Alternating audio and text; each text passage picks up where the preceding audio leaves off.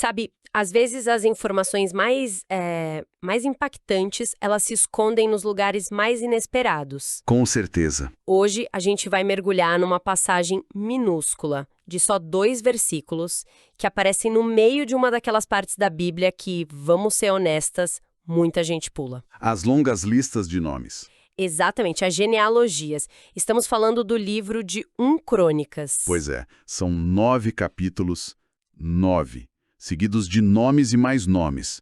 É uma leitura densa, quase um censo antigo. E, de repente, no meio de uma lista de descendentes de Judá, o texto para tudo. É isso. A câmera, que estava passando por centenas de nomes, de repente dá um close, foca em um único homem. Ok, então vamos desvendar isso. Por que um autor faria uma pausa em 9 capítulos de Fulano gerou Cicrano só para contar a história de uma pessoa? Tem que ter um motivo muito forte por trás. Tem. E a fonte que guia a nossa análise hoje é um artigo do evangelista Amarildo Clayton Godoy Brilhante, que se chama Jabes, um ponto fora da curva. O título já é ótimo. É, perfeito. E a nossa missão é justamente essa, entender por que Jabes é esse ponto fora da curva. O que a história dele diz sobre identidade, sobre sofrimento, sobre fé, não só para nós hoje, mas principalmente para o público original. E esse público, olha, ele é a chave de tudo. O que é fascinante aqui é pensar para quem o livro de 1 Crônicas foi escrito. Não era pra gente no século XXI? De jeito nenhum. Foi escrito para os judeus que estavam voltando para casa.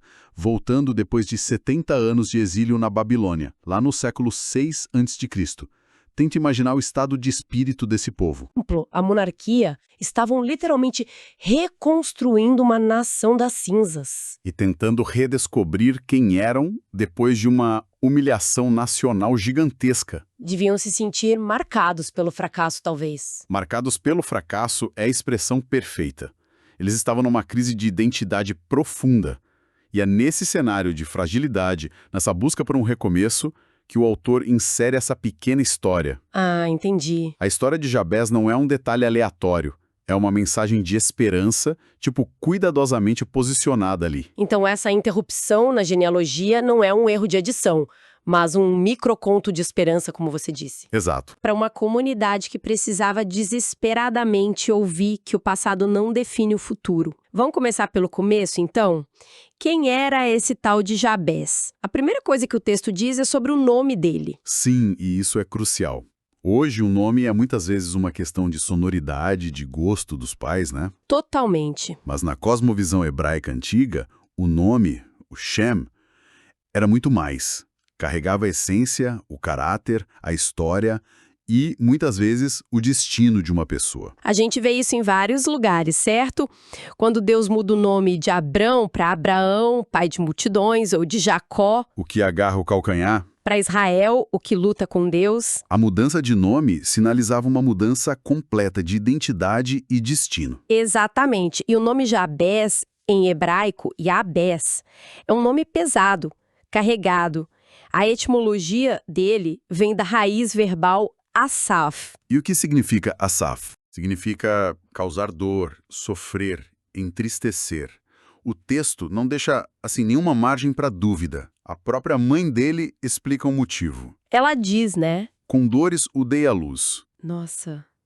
Então, desde o primeiro dia de vida, ele era literalmente o filho da dor. Isso. O nome dele era um lembrete constante do sofrimento que ele causou no nascimento.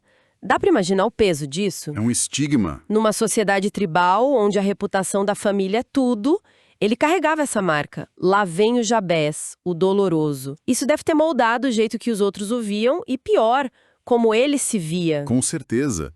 É um fardo psicológico e espiritual imenso. Ele nasce já em dívida, definido pela dor. E é por isso que a frase seguinte do texto é tão chocante, tão poderosa. Qual é a frase? O autor afirma de forma categórica: Jabes foi mais ilustre do que seus irmãos. Peraí, como assim? O filho da dor foi o mais... O que, exatamente? O que significa ilustre nesse contexto? A palavra hebraica usada é kaved. Essa palavra significa literalmente pesado, mas não pesado no sentido ruim. Ah, tá. Significa ter peso, ter honra, glória, relevância.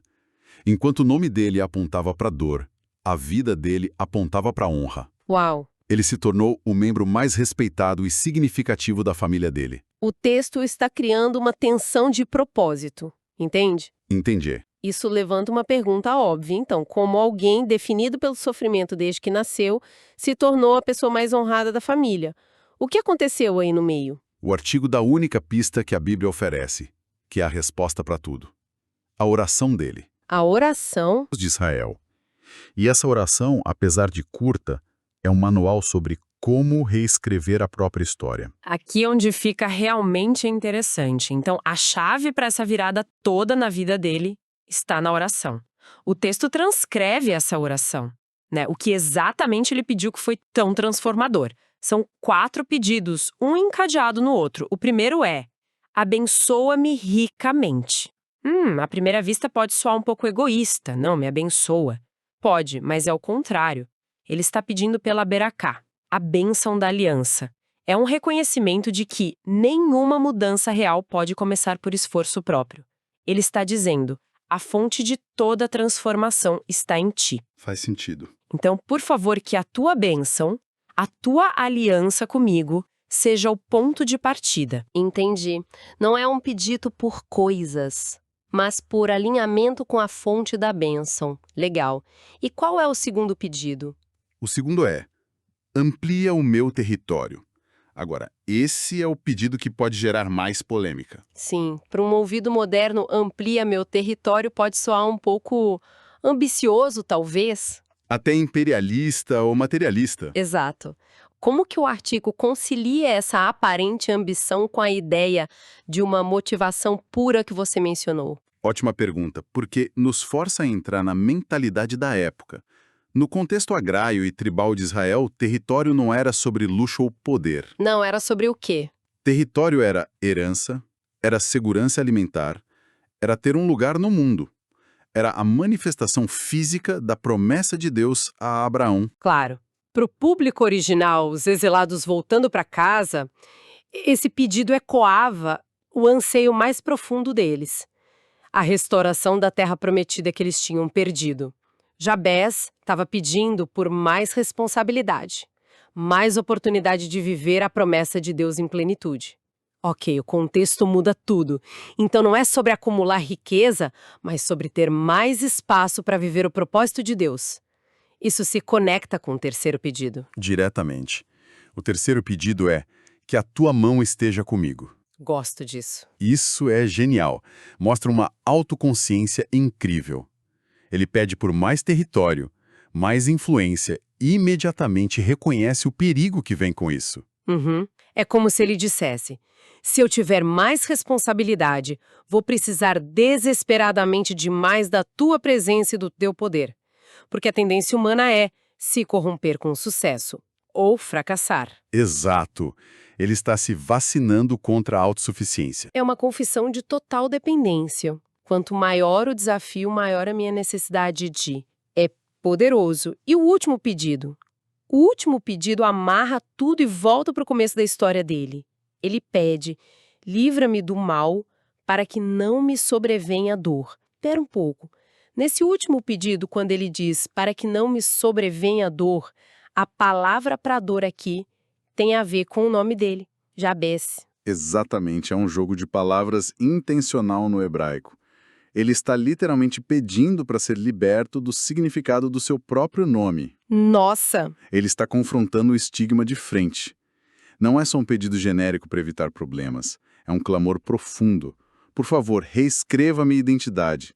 Não me deixe ser definido pela dor que o meu nome carrega. Que a tua bênção seja tão grande na minha vida que ela anule o meu nome. Isso é um ato de fé radical contra o determinismo. Uau!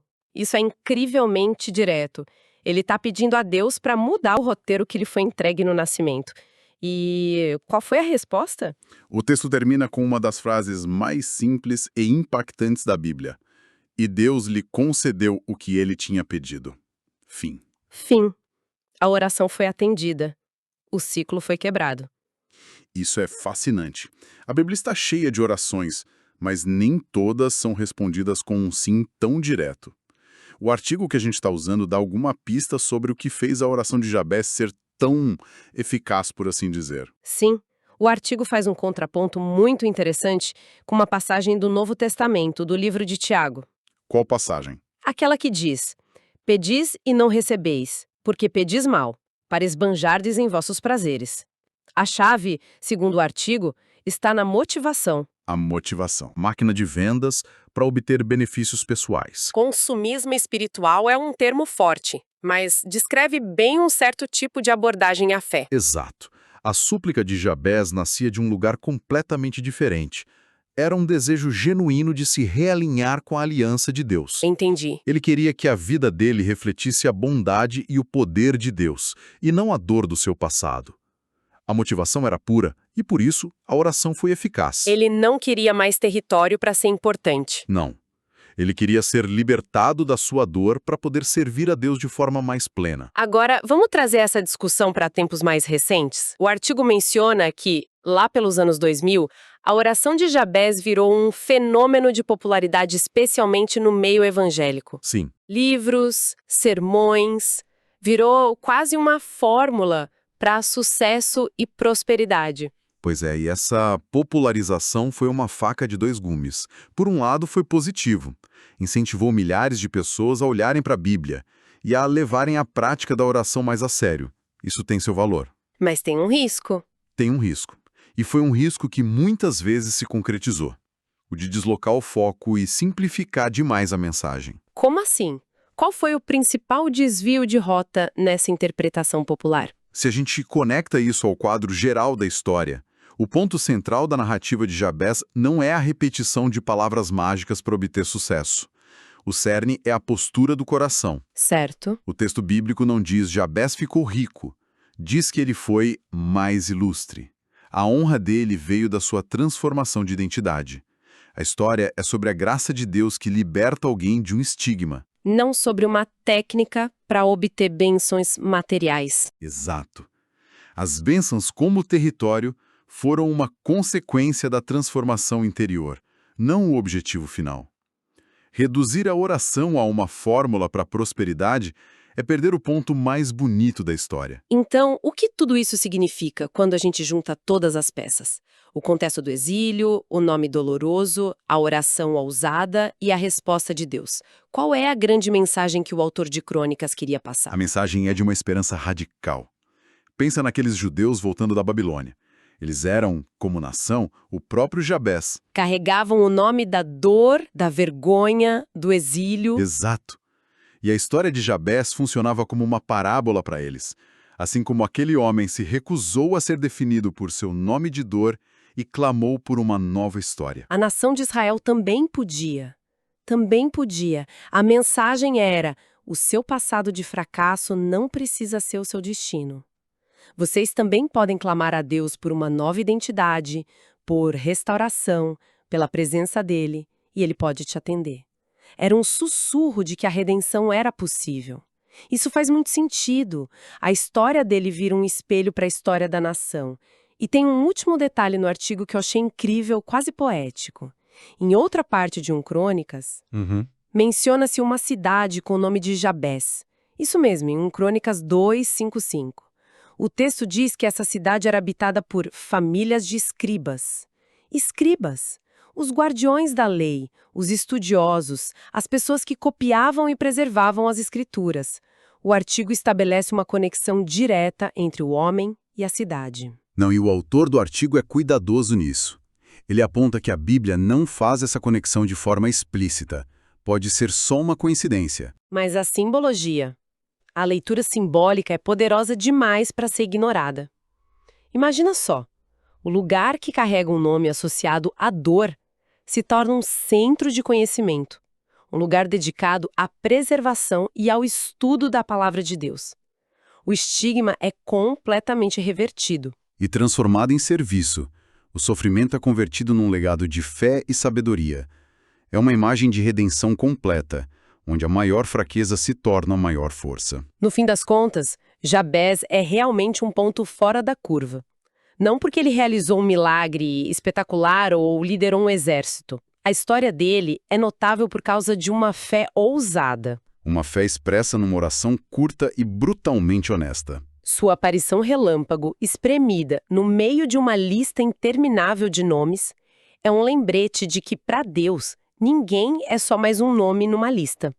Ele vê além dos rótulos, dos estigmas, dos ciclos de dor que tentam nos prender. E essa é uma verdade que transcende completamente aquele contexto antigo.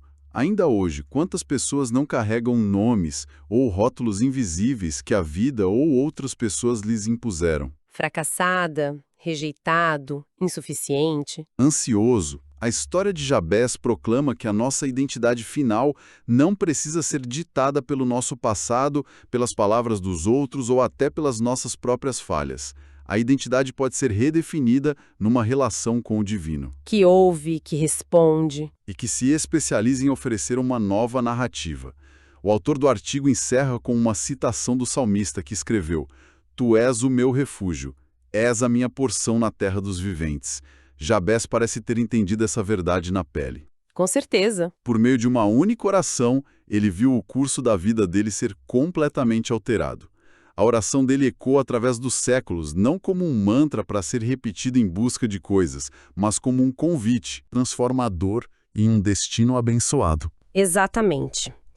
E essa análise toda nos deixa com uma pergunta final para refletir. Não é sobre o Jabés de 3.000 anos atrás, mas sobre nós aqui e agora. Qual seria essa pergunta?